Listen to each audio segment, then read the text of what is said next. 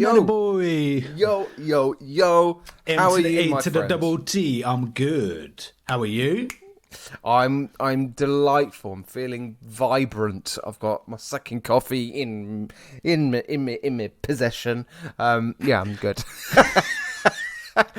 News. I've got an orange squash. I had a coffee this morning. Don't want to overdo the caffeine.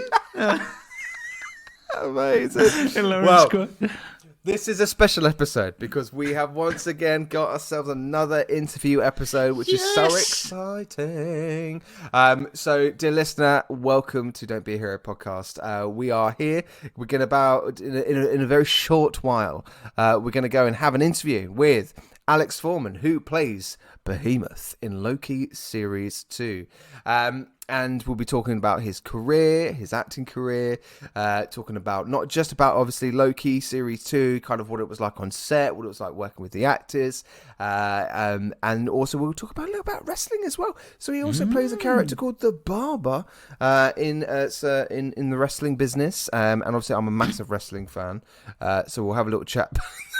Did you just cough mid? I just had a mini coughing fit. I think that allergic to wrestling. But yeah, we're going to talk lots and lots with Alex, and I can't wait. So, without further ado, shall we roll those titles?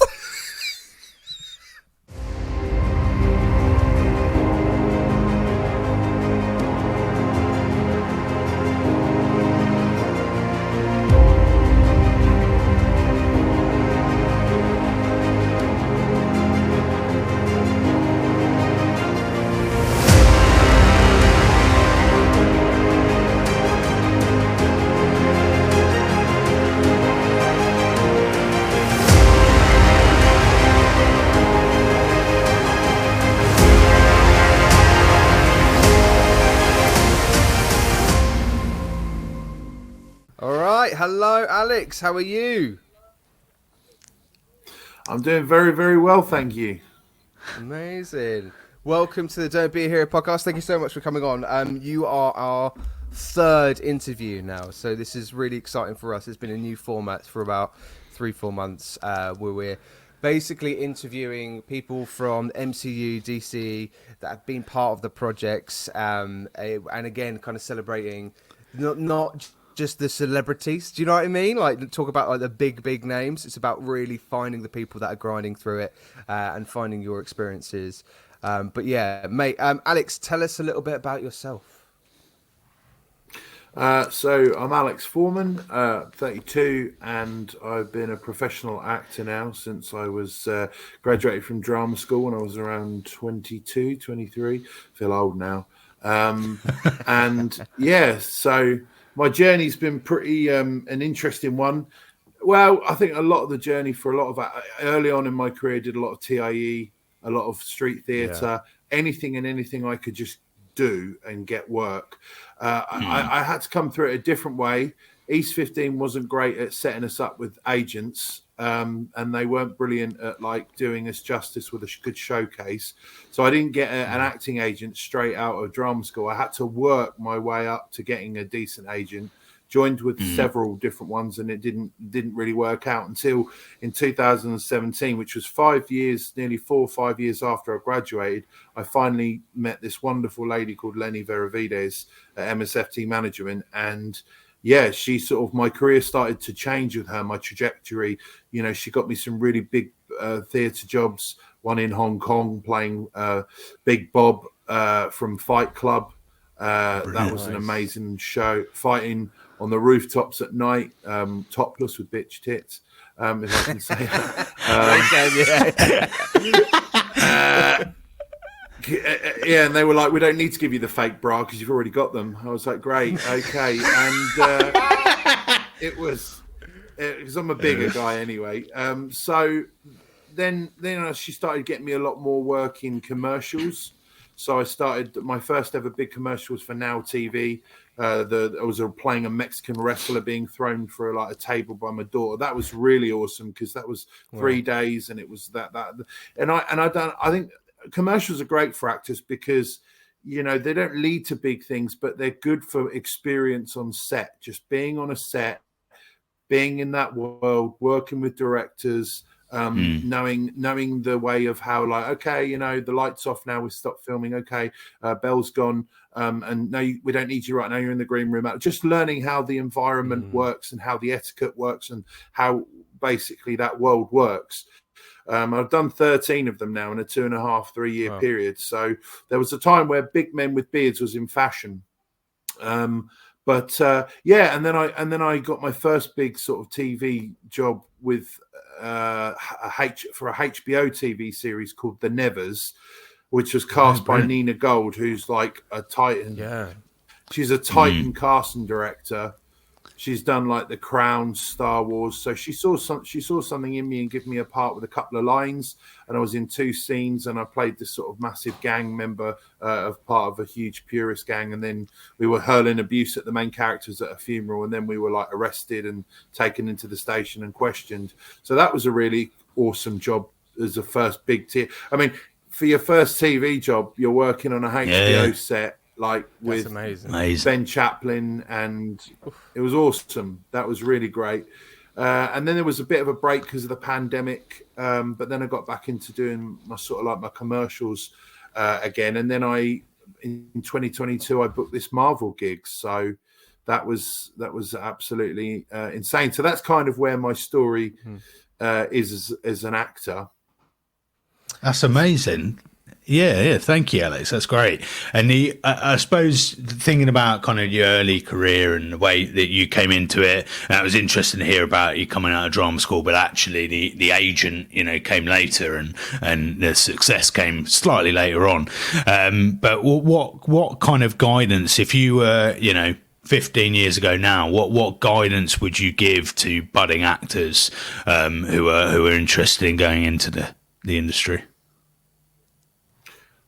I think my advice to any budding actor is choose a course. I mean, the thing with actors is they sort of train in the art of being just a straight actor, which means you're only like a lot of and actually, if you want to work in this industry as an actor, the stuff that is available there are so many more things that if you want to work as an actor, being able to do stilt walking, being able to perform outside and do street theatre, being able to be versatile. I would say the biggest thing as an actor now is to be versatile. Because if you can be versatile, the amount of jobs I've done, like children's theatre, pantomime, if it can be done, I've done it, voiceover, like there's just circus skills. And that was the great thing about my course. It was a BA Honours in Acting and Community Theatre. So we did straight acting training, which is exactly the same as what the actors on the acting course did at East 15. Then the second year we started to delve into TIE and circus skills and street theatre, puppetry, all these different mediums. And then the third year we got a bit more serious into the community arts of like doing workshop facilitation and creating our own theatre company, working with people from the public and creating and putting on a show, because that's what community theatre was about. So I suppose just be prepared as an actor. It's not going to be, I think this whole getting an agent and going straight into the industry and being in TV shows and everything, that is actually not it's not that realistic. If you manage to get an agent, you're one of the lucky ones. A lot of the time it's grinding and applying for like TIE stuff on Mandy, you know, but if you're always working, then that's better than not working. So doing in your first couple of years as an actor, doing any kind of a job, whether it be a TIE, whether it be a tiny little bit of social media content, like just do whatever you can. And then keep writing to agents as you get a better show reel. Like do short films on Mandy, because then you get to build a show reel of you, and then that's how you get the agent. And then the agent is the person who then without my agent Lenny, I wouldn't have been able to have been seen for the Marvel. There was no way I could have been seen for a BBC kids show that's coming up, that's going to be released this year. You know, you do need that agent because they can see the submissions that you can't on Spotlight. So, but it takes time. I think the thing is, a good screen actor, which is, I think, it takes 10 years of like I've lived so much of a life and been through mental health and breakdowns and bad breakups and a quad bike accident and like horrific food poison. I've been through so many things in 10 years, 11 years. And I think if you're living your life, when you get your agent later on, you're going to be a hell of a screen actor because you've been working, you've been living a life. And I think as an actor, all of my training for being a good screen actor is the life I've just lived for 11 years because I can use that as an actor and draw upon it. 100%. Did you do the community degree for that purpose, or was there another for that versatility? Look, you don't get offered a spot at drama school very easily. It's quite hard to get into drama school, right? There are people Daniel Craig auditioned for Guildhall for 5 years and eventually they were like, fine, we'll let you in, and it's like, so when an opportunity, when you audition for 3 and you get down to the last stages for all of them, and then East 15 were like, well, they're going to offer you this community theatre course. I thought, look, I get Spotlight out of this. I get equity. I get to train. And she's telling me that 95% of the people that graduate from her course are in work all the time. Okay, I'm going to do it because I want to be working when I leave here. So that's why I did it, really. That was my main reason for doing it. It's about the graft, isn't it? And you've got to allow yourself to not pigeonhole yourself when you're going into the industry and going, look, I'm just going to be doing, just films and TV or whatever it is. You've got to allow yourself to be open to other experiences because you gain the life experience as you go through, and the craft that you build through doing all these variety of things in the arts do attribute to everything else that you then do. And like you say, Alex, you're living through it as well. So, when we're all going through life, everything we do, good or bad or experience, that's going to be taking into kind of like an embodiment for ourselves that we then portray out on screen or, on stage. Well, I counted in an 10 year period, I've done 60 jobs. Now, as an actor, that's incredible because a lot of the time we're lucky if we get 1 or 2 a year. But because I've not been picky, because I have done small jobs here or a wild rave immersive thing for 3 days here, like I say, it's like by not being picky, it's allowed me to work on my craft. But then when you say to people, it's like, like saying to somebody, well, in my lifetime, I've probably done 1,000 auditions and got 60 jobs. And you sort of say to people like, how the hell can you sort of that's like 940 that you didn't get. And it's like, yeah, but that's what it is. It's just, yeah. And not many people can sort of take rejection 940 times over 10 years, but we do it. Build your character in this industry, that's for sure. I tell you, it really does. But you know what? At the same time, like this Amelia Clark said in a clip I saw a couple of weeks ago, or a month ago, she said, if you don't love this industry and love what you do and love the craft with every fiber of your being, and if you're not obsessed with it and do it like you need to breathe, then it's just not worth all of the heartache and the sadness that comes with it. Because people say, well, you must get a thick skin, okay, yeah, well, what? So are you telling me that I'm not supposed to feel anything every time I don't get a job? That's what makes me an actor, that I wear the heart on my sleeve, that I feel I feel it so deeply. And I've got bipolar as well, so I really feel emotion deeply. But that's what makes us, that's what I feel is your biggest asset as an actor. And I think it's in the same vein as, part of my full-time role is that I talk to young people who might go into acting, or they're certainly into theatre, whatever roles within theatre they have.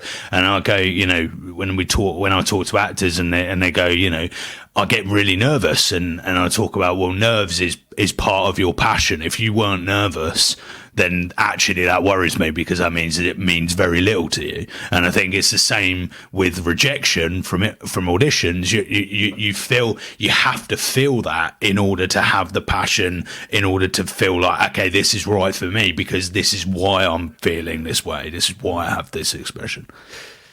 Nerves and failure are the best things, because I was up for a big part for an audition for this film that Daisy Ridley was in, and there was an autistic brother. And because I'm on the autistic spectrum and I'm neurodivergent, they put a wide search out. So I got a chance. And because I've been writing to casting directors for years, eventually these opportunities, if there's a wide casting brief, like to find a new person who's undiscovered, who's autistic, a lot of the time I'll get that shot, because they can say, look, we're looking for anyone and everyone. So we want to see as many tapes as we can. And I did the tape, and then my agent said, look, Al, I can tell at moments, you're acting. And I was behaving and acting in a way that I thought somebody with autism should like, and I didn't get it. And I wish I'd have done another tape and taken my agent's advice on, but I failed. But when I got another opportunity at the beginning of this year to be an autistic character in a lead, basically one of the main characters in a series for Unforgotten on ITV, I had the audition, and I was like, do you know what? I am literally going to just speak as Alex. And I'm going to, because I am autistic and I am like quite eccentric, and so I did that, and then I got a recall. And then when I got the recall, I was in the room, and the nerves fueled my energy and everything. And I got down to the last two, and I could have got it, but I lost it. And it mucks with your head, because it was just taste. They said I was an incredibly talented actor, but I think in the room, they had to really direct me to get me to be more lower functioning, if that makes sense. So they wanted somebody who had the mind of a 14-year-old, right? They wanted somebody, because the writer was basing it on his own son. So right there, that's what makes this industry so hard, because the writer has a very specific vision in his mind of his son, who this character's based on. And if you come in, you could be the most talented person in the world, but if they needed to direct you to get you to be in screen, it's all about someone walking in the room and being exactly what they want from the off. So if an actor walks in there and he's naturally acting a bit younger than his years, they won't need to direct him that much, because he'll just naturally be what they want. And that's what screen's about. That's amazing. And what's great about that is that you showed that kind of, there's a saying that I like to use in the arts industry, is about human is enough, right? So you've got that's your neurodiversity, and you showed that, and they were like, oh, I'm interested in that, and then it literally came down to those little tiny specks of things that they're looking specifically within that casting. I think the biggest thing with, and again, I would say to young actors, is it's taken me 10, 11, 9 years to realize I'm enough. And actually, if I do a tape and I do Alex's take on it, and I do it the way Alex does it, there's nothing in the world there's no other person out there who could do me like me. Exactly. So you become even more appealing. And I think too many actors are trained, and we think we need to act. And actually, the reason why some of the best actors in the world are in the films is because they've harnessed the skill of being able to be themselves. And that is hard, to be comfortable to speak as yourself. But then they become that product. They become that sort of like, oh, hello, this sort of like, with this Samuel L. Jackson, there's nothing like this in the world, and we like that Samuel L. style, or we want that. What's his name? The guy who's been in Barbie. What's his name? The one who was I'm just Ken anyway. Yeah, the guy. What's his name? Ryan Gosling. Gosling, that's it. Gosling. Yeah, Ryan. Yeah. So Ryan Gosling. I said to my friend, he's always himself and everything like that, and he said, yeah, but he's just cool. He's just so cool, and that's his vibe. That's why he gets work, because he's just cool and sexy and just mellow, and he's got that thing about him. That's his vibe. Great. Oh, it's such good advice, Alex. So it's so important as well to sort of, just share that as well across the industry, because I think, again, if you talk about drama schools, there is that kind of rhetoric, I would say, in certain institutions out there that kind of go, look, you've got to be like this, you've got to train like this, you've got to fit this box, you've got to be in this casting bracket, but, and it kind of feels like that you're being constrained into something that you aren't, and you have to unlearn that. And for some reason, when you come out of training, and it's one of those things where it's like, every actor needs to embrace the fact and understand that there's power in you being you and you showing you to others. And if they go, oh, thank you, you're amazing, but there's just this little thing that doesn't fit within this casting, so we go with this person, there's power in it, because you can take that back, because you can't not be yourself, right? So you just give that to somebody else.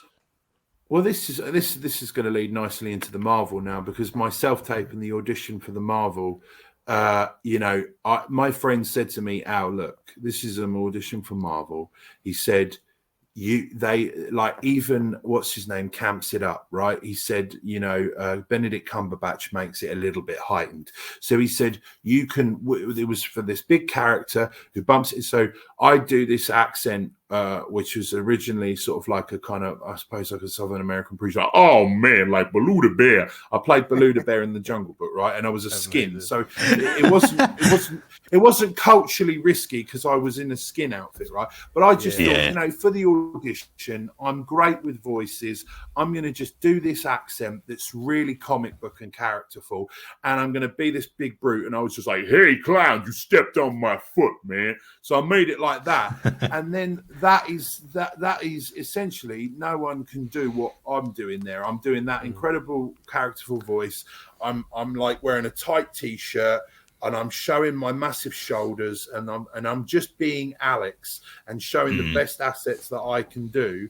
And they saw it, and they just everything I did in the tape is exactly what they wanted on set. It's surreal. It's like, when you're a small part, I guess, they see your take on it and then they want to buy it. It's like, right, we want to buy your interpretation. And then, because I suppose it's easier, isn't it? It's a business, and it's easier if I'm on set and I'm there to do, a smallish job. We just want to buy your interpretation. We loved it so much that we want you to just do this on set. It's easier that way, isn't it? Then there's not all this sort of like, because they don't have time to like direct, okay, well, there's no time to try it 1,000 different ways unless you're Tom Hiddleston and it's a bigger scene. Do you know what I mean? Yeah. So we have landed lovely that we have landed Alex into Loki, and you've talked about kind of your steps into that and the audition process. What was it like? Stepping onto the set for the first day, and what was that Marvel stamp that you felt as you walked in there? Well, I mean, I thought I got a bit like, because of my bipolar, I got a bit like, if someone says you're this character called Behemoth, but they didn't tell me anything about it, right? Because that's how secretive it is. I asked, how's my character involved? The woman on the phone said, I can't tell you, right? So I'm going mad and insane doing all this research, right? Trying to find out who I could be, right? And I've realized the definition of insanity is when you do the same thing over and over again, but you get the same results. So I sort of drove myself a little bit mad, and I sort of built it. I suppose I built it up in my head that I was going to be this really important character, right? But in some respects, I suppose it was my way of I psyched myself up. So when I turned up on set, I walked and talked and behaved in such a manner that I felt like I was a real big deal coming in. And I just think everybody, like, I know the people around me were like, whoa, who is this guy? I came in, I had a positive energy. I was making everyone laugh in the makeup chairs, and everybody, and I could feel everyone was drawn to my positive energy. And, the first day I walked in, because I did a lot of costume fittings and stuff like that, and going back and forth. But the first day I walked onto the set where we were shooting, because I actually shot for 3 days without saying any lines or doing any scenes. They just wanted me there to be in the background, to be helping the other actors that were in the scenes. Because I remember going off to the loo and she was like, Alex, we need you in there. She said, because the other actors like Jonathan Majors and the one who plays Miss Minutes, they need you to bounce off, because the other people in there are only like supporting artists. So I was like, I'm coming. I'll just go for a wee. But I walked on the set and I kind of like started doing my voice and testing the acoustics, picking up chairs and as if I might be throwing them and having a fight. And I think everyone was like, "Who is this guy?" Like, but I felt like by me walking in and projecting that, people start to feel and look at you in a certain way, and that's my process. I don't know, if you feel like a star and you tell yourself you're a star, then when you go on and you behave in that way, then that's where people are going to be like, whoa, who's this guy? Because think about it from this perspective. You're working on one of the biggest sets in the world, in the biggest companies and the biggest like brand, and you're working with but I couldn't walk on the set and be like all like starstruck. I had to feel like I belong there. Do you know? And I think absolutely. whether I got a bit unwell because of my bipolar and stuff, and I did get a bit unwell with manias and stuff, and it did trigger some like my mood fluctuating. And but you know what, the whole process, I felt like it was exhilarating, and if it ended up eventually helping me experiencing all of my life, because I think bipolar sometimes it can hinder me, but if I'm actually in a heightened place of energy. In that environment, that's what they want. They love it when I was being loud and like larger than life and being eccentric and singing in my trailer, and like they're all like loving it because it's like a ball of energy that they want on the set. They want that. Did it feel like it's a it place was a I can be where my weird? Did it feel like it was a big thing? Yeah. Did it feel like it was like a large scale? Did you get that? Was it the fact that you met that energy that you felt when you were on set? Or did it feel like you needed to give that to add more to it? No, I felt like I felt like who I was as a person, I needed to rise to meet the challenge, because you can't walk on a set like that and not like, the other guys around were like, who were doing it were like really sort of like, sitting in their tents. And I think for me, because I have this childlike energy and I'm so like hyper with my ADHD and my autism, I felt like this experience meant so much more to me than it did to them. Like they were sat there in the tent and just going, oh, you get paid to like sit around and you act for free, and they're all just like, to them it was like, another day at work. And I just felt like, well, to me, I was like a kid in a candy shop, and it was like, and I think the cast and the crew and everyone could see how much this meant to me. And, I was giving it my everything. And when we were doing takes and stuff, I'd be like in this cage with the pigs. And as soon as in the cage and I was in there, I was drunk and I was behaving drunk, but I'm a smaller character, but I'm behaving like a little bit crazy and a bit like, and it attracted Owen Wilson. Owen Wilson was like, digging what I was doing, and he sort of walked past and said, "Are you really American, man?" And I was like, "No," I was like, "I'm English." And then in between the takes, he comes around and he's sort of standing there like proper Owen Wilson, like, "So Alex, where are you from in England?" And I was like, "Oh, I'm from a place, Dovercourt and Harwich. It's like by the sea and stuff in Essex." It's like, "Oh, okay. Is it anywhere near Brighton? I've been to Brighton." I was like, "Well, it's on the same side of the country." I said, but I was like, "Oh, wow. Where's your mom from, Alex?" I was like, "She's from a place called Kent." Garden of England. It's lovely. And he's like, and then Tom Hiddleston's walking by, and I'm like, Tom, have you not told Owen about how beautiful, like, you know, Kent is? No. I said, where are you from, Tom? Oh, I'm from Oxford. And it's one of those pinch me moments, you know, talking about where you're from and these. But I'd gone up to Tom in between takes, and everyone's sort of like being like, oh, well, Tom, we loved you in Loki, or we love you in this, right? And I just said, you know, because he was really approachable. Like, he was like, he wasn't acting like he was the dog and don't talk to me. And he was there, and I just looked him dead in the eye. And I said, Tom, do you know what one of my favourite projects of yours is? I said, it's when you played Hank Williams. And I said, do you want to know why? And he said, why? I said, because you learnt to yodel. I said, you did all of that. And his eyes lit up like a blooming Christmas tree, because I don't think anybody had really complimented him on it, because it was an obscure project. And I knew that. I knew intelligently. You see, I find that I've got a very good emotional intelligence, and I knew I had certain things that I knew I wanted to say to him. And when we first met, I because they love quotes apparently, Owen and Tom, and I said, we each have 2 lives, and the second begins, and he then finished the quote off for me, and I was like, wow. And I felt like the makeup team and people had told Tom about me and stuff, and I just felt like there was this energy of, he was excited to meet me and excited to work with me, and we got on really, really well. And I told him about the law of attraction. I said, but you already know about that, don't you? And he went, I said, I do. And I said to him, you've got great eyes, Tom. I said, they're the moneymaker. And then he looked at me and said, well, you have beautiful eyes too. And I was like, oh, thank you, Tom. And I was like, am I having a bit of a flirt here with Tom? Oh my gosh, flirting with me, because he likes to flirt with everybody. That's amazing.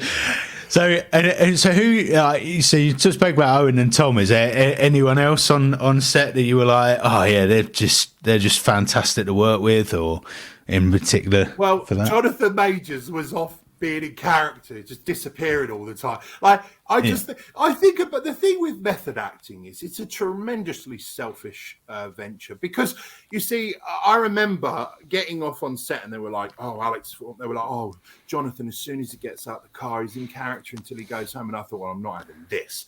I was like, I went to East 15, which is the most method school in England. I said, so I'm going to try and be in character all the time and everything. And I went on set and I pretended to be American throughout the whole day. So all the scenic artists that were talking to me believed I was from California. And then I was then being American. And again, so I started being a character within a character, and it just messed with my head.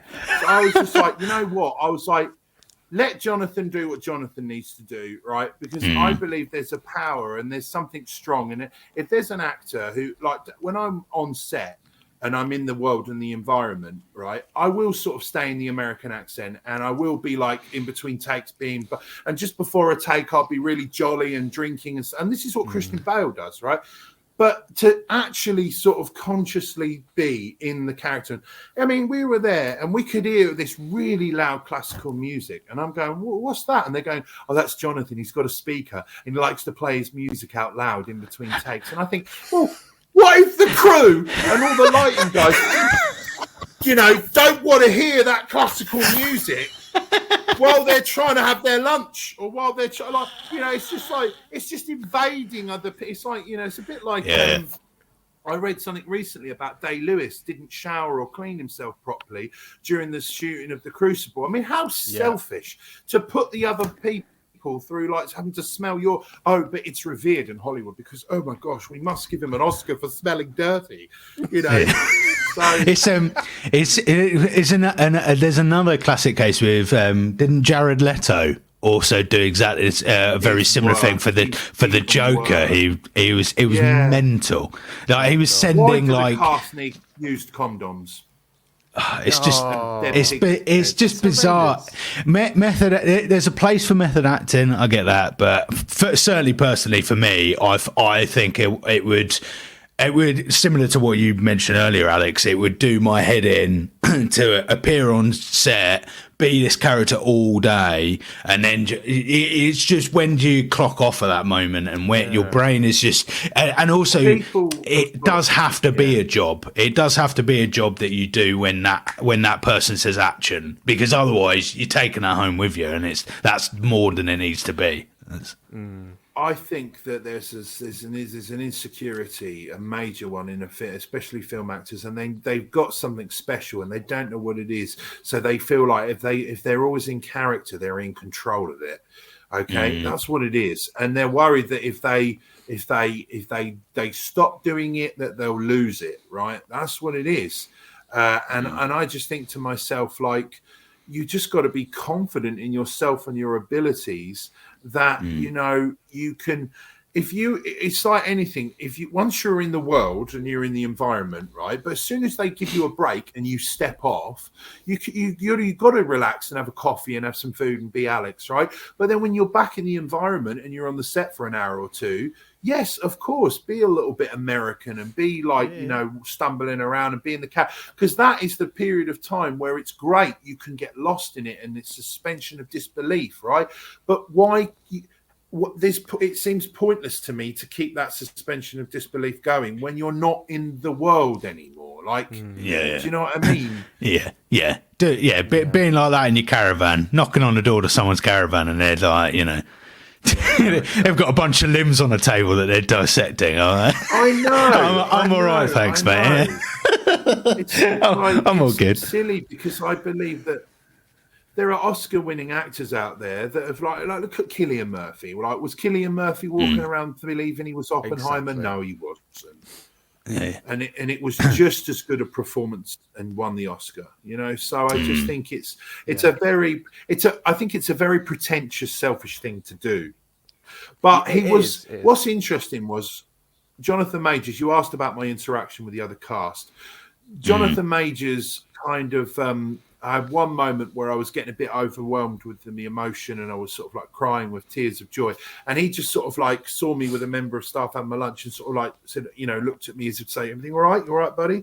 And I said, "No, I'm fine, I'm fine." And then on another day when we were there filming, he looked at me in the pigs and gave me a little wink, right? So he was in there. Do you know what I mean? He was being like, there was moments like that were really nice. But I think the woman who played, I can't pronounce her name, but the woman who plays not Miss Minutes, Judge Renslayer, she was very much just came on, and she was so like, I didn't even feel her vibe when she was on set. She was just come in, doing so little and just doing what she needed to do and speaking softly. And then apparently as soon as she's in a trailer, she's quite theatrical and everything.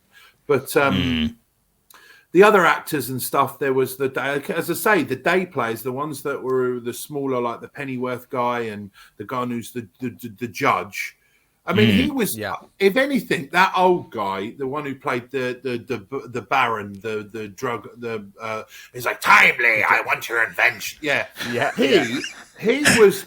And sounds like I'm being like dishing dirt here and being, but he was more, I'm going to stay in my tent and read my script, don't talk to me.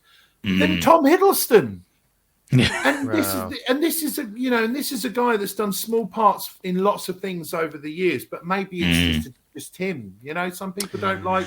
They just like to be in their own zone and do it. Yeah, and it was fascinating. I always find it really fascinating when you come across actors like that who are actually they're not people, right? And you're working in an industry where it is all about working with other people. It's the biggest team player like job you could possibly have, right? If you're not there, and so it is fantastically bizarre when you see other actors who do not want to engage whatsoever, but their whole job is to engage with other people. But some of them can be the best people ever. We worked on plays with remarkable people who hate other people, but actually are fantastic when you put them, give them a script.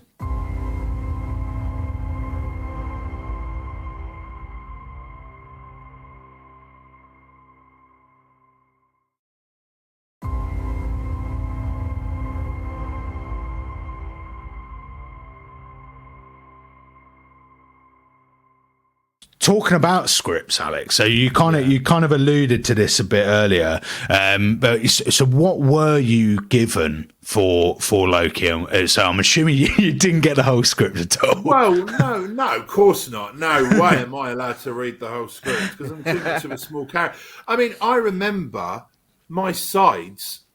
I knew the three they kept saying to me, "You've the same lines you did in the audition is what you'll be doing on the day, right?" So, but they were like, because I think I asked for the script. I kept asking for the script, and they didn't email it to me. And I came in on the day, and then the sides were in my trailer. That was it, and it was like. Yeah. It's that secretive, But I'd like to believe if I had more lines and other things to learn, that they would have needed. They would send that. Yeah. And I mean, it's very mysterious, and no wonder why I fell into a bit of a mind sort of like fudge thing, because I'd ask them questions and say, oh, how come I'm not like getting the script or anything like that, like how come it's so, and then the guy said it's more top secret with certain characters, and I'm going, well, if I'm a small part, that makes me think I'm this big reveal, right? Okay, and then I remember when I finished the job, I said to the lady who was doing the makeup stuff, I said, oh, do you know what? I said, it's been an amazing experience. I said, God, I wish if I could do this every day in my life and work on a film set, I said, I'd be so happy. She looked me dead in the mirror and said, and you will, Alex. And I said, oh, well, we'll have to, I said, I'll have to wait and see what, and she said, well, you'll have to wait and see what happens, won't you? And how it all plays out. And I was like, are you trying to tell me there that you... I'm in every episode. Well, it was just weird because... And I don't know whether they've been told that, this guy's got autism and he's got bipolar and this might be one of the most amazing things he ever does. So just make him feel really special, So I know. That's probably what it was.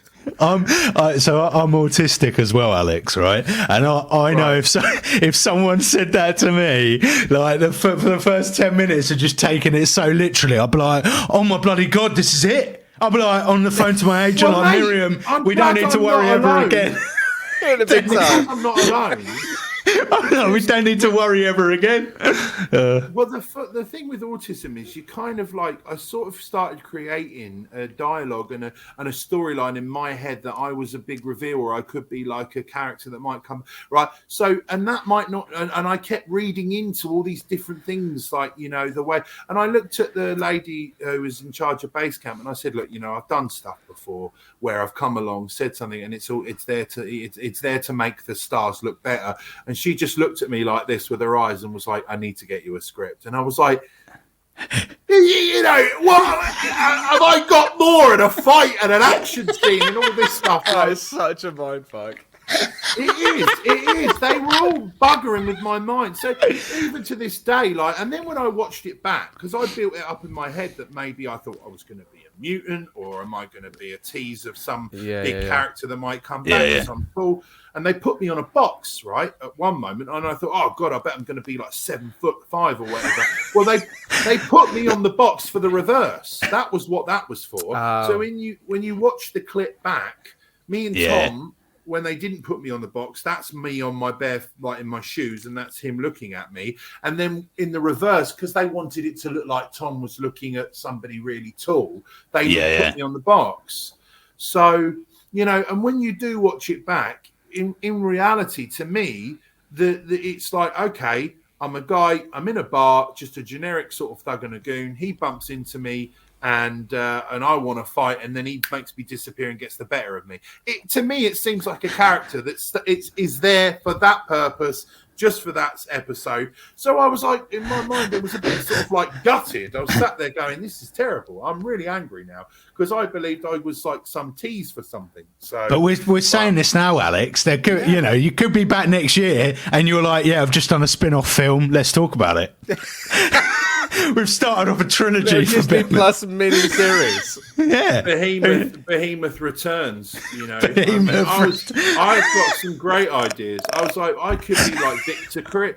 Well, I could be Victor Creed. I could be like, Sabretooth hiding out in the Victorian era, and then I just shave this because I'm such a big guy, you know. And then if let's say they did get eventually a smaller Wolverine, that would be awesome. Me and that sort of fight difference. Yeah. But who knows? Did you just secretly confirm you're in Deadpool 3? Is that what you just did? No, I haven't. No, mate. I could be with Wolverine. Hang on there. Yeah. I wish. I mean, that is amazing. That sounds awesome. That's so good. Alex, that's amazing. There's one thing I do want to talk about. It's a little bit of wrestling. I'm a wrestling fan. So what's your wrestling name? Is The Barber? The Barber, yes. I love it. Yes. Now, is that influence from the role of Behemoth? Because you've got that Victorian hat and everything. So, no, it's actually influenced by Bill the Butcher from Gangs of New York. So, nice. That gimmick, he wears a stovepipe hat.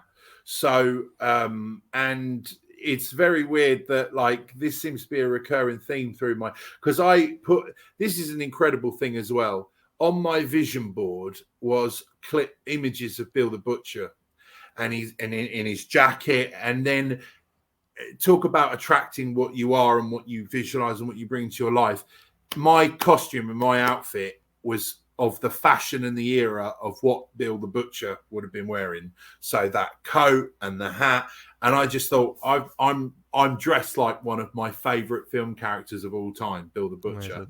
And it was insane. But my barber character is the gimmick is kind of like, because another wrestler said, from your poster and the artwork, he said, you remind me of Bill the Butcher. And I was like, I'm so glad you got that. I said, because a lot of people go Sweeney Todd, but Sweeney Todd, they only say that because of the barber and it's gothic. Yeah. But really, the sort of the heavy jacket and the hat and the moustache, because I've got a moustache in my artwork and stuff. That's sort of like the look of it. And then the actual character gimmick is like he's this washed up sort of Shakespearean actor who's turned to wrestling. And I kind of go out there and I'm really sort of like larger than life in English and like I shall take thy beard. I actually, on the first ever promo I cut for the promotion, it's called EPW and I said ECW by accident. And then the crowd laughed, luckily, and the promoter thought it was funny. And then I made a joke out of it when I then said EPW like a couple of sentences later. But I initially, I was nervous when I sort of first joined and didn't have any matches and I had to come in off the cusp and do stuff. But now I've started getting into matches.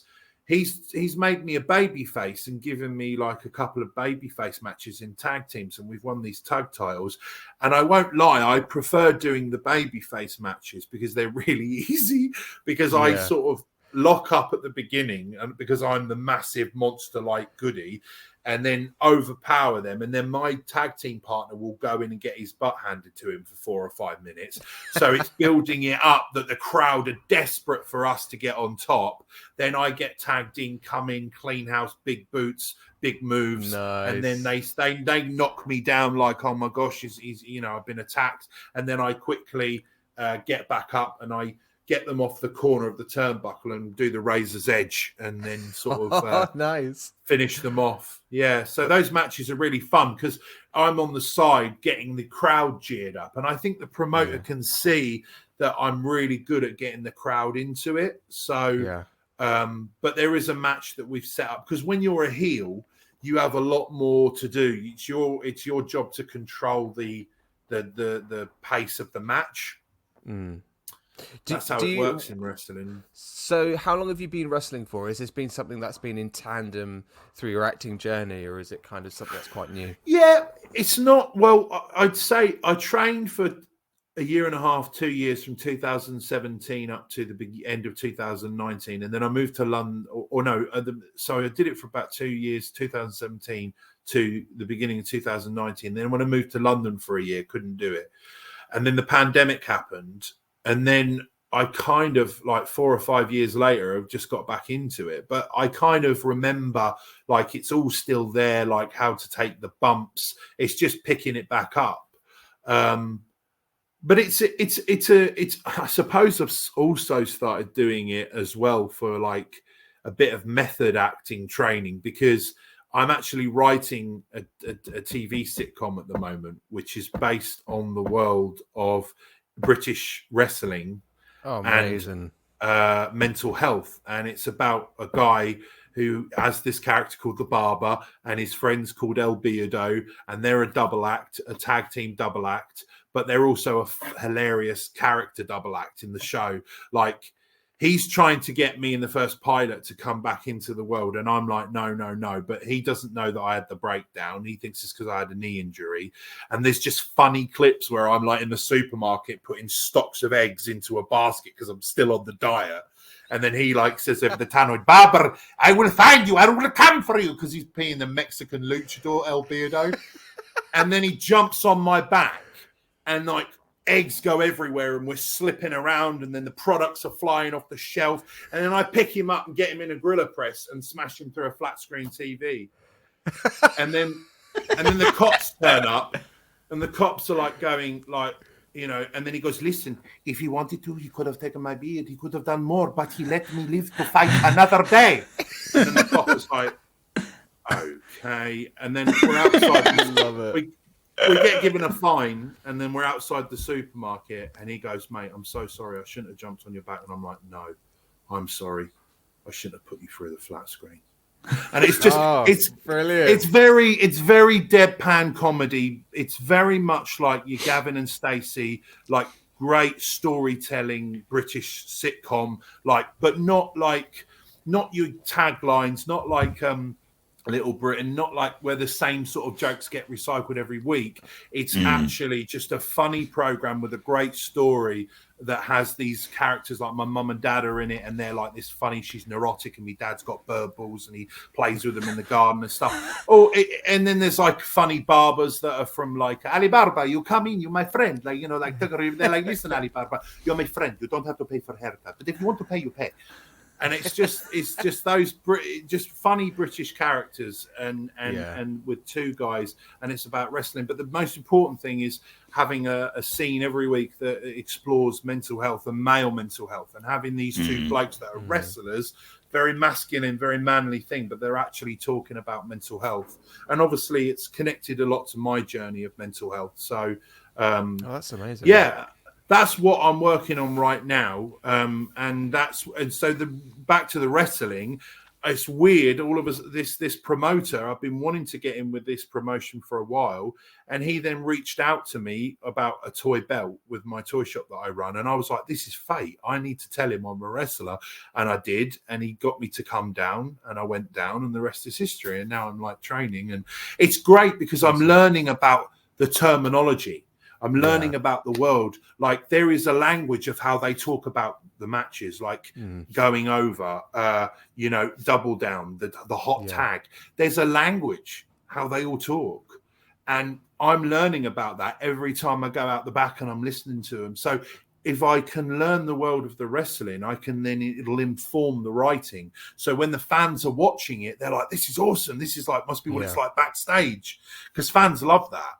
Yeah, I've been a wrestling fan since I was a kid, right? And what I always come back to is that it is, in its purest form, good versus evil, and it is good storytelling, and that is literally what it is at the crux of it all, and that's what makes it so good. From our perspective as actors and creatives, that's what makes the beauty of it. Is it quite easy for you to transfer a lot of what you've learned as an actor into the world of wrestling? Obviously you're learning new things as well in terms of the actual language and the world of wrestling, but acting, does that go into it with it? Yeah, I mean, I think the promoter knows he's got something special in me, because when I come out, I'm charismatic, and the audience, like, they cheer for me, and I have a connection with the audience. Like, these kids, they're loving me, and I think that's something that, as an actor, you know, you can't. It's interesting because there are people that go from the wrestling business into acting, but I think there's something in all these wrestlers, like Hulk Hogan, just had a massive likability and a way he could project energy on a massive level. And, you know, there are British wrestlers out there that do wrestling, and they can wrestle, and they've got the physical side down, but they don't have the charisma or the character. So I do find it's a very hard thing to get. Whereas in American wrestling, they won't let you in unless you've got both. You need both, really. There are wrestlers out there in the wrestling industry, like, for example, Ricochet, insane wrestler, but doesn't, in my opinion, have a massive character, you know? So, whereas you got people like The Rock, and I think in Attitude Era, they sort of had lightning in a bottle, where they had so many wrestlers who just happened to have both. Had it, you know?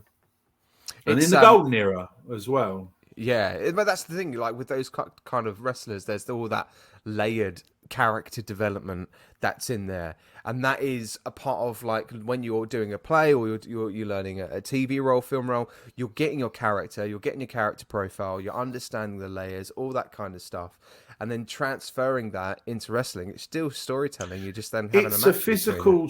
If you think about it, it's a physical soap drama for men a lot of the time. Women like wrestling, but it is a soap drama that just happens to be physical with moves, and you know, that's why it's so unique, because you know, it's very masculine, and it is very, like, testosterone driven, especially male wrestling, and, you know, but it needs the storytelling, and it needs the energy as well. Otherwise, you know, it's like a magic combination, isn't it? That's amazing. Alex, mate, thank you so much for your time. I got one more question, though. Can you sort of give us... We've asked every interview this question. I don't know why, Forrest, this might be a thing from now on, but... Alex, going back to MCU, or DC, to be honest, if there's any superhero or supervillain you'd like to play, what would it be? Well, I think I answered the question earlier, didn't I? When I was like Sabretooth. I think Sabretooth is something that's I think it suits me as my casting, because if you got rid of these things here and everything, I think I could have nice big bushy sideburns, and you know, I think also as well, like, we always in the wrestling world, not in the comic book world, there always seems to be this thing of, like, muscular. They've got to be really big and muscular and topless. Like, why couldn't, like, you have a guy that's not really, like, muscular, but, like, just round and large and broad, be something like, you know, Sabretooth. So yeah, I think he would be a really cool character and I think the X-Men are, like, they're quite grounded. You could be, it's not as, like, camp. I know that has been camp with the costumes and stuff, but he would be a really cool, gritty character, because he's just really strong, and amazing. Is there anything we're going to see you in recently that might be on screen or stage or elsewhere? Well, there was going to be this series that was meant to come out in April, called but I can't really I don't think I'm even allowed. I think the last time I mentioned something, I got in trouble. So my agent was like, "If you need me to, yeah, bleep that out." I don't know. Yeah, bleep that out, because I think I get in trouble for saying that. I don't think I should have even said that. You signed an NDA and everything, but, like, no worries. That bit out, and then. So I'm in some kind of a kids show that will be coming out. Was supposed to be April, but it's going to be in the autumn now. But it will be released. If you bleep out, then I could. I will do I've done it again. That's doing too much. Out. I love it. Hopefully people will laugh. No worries. Okay.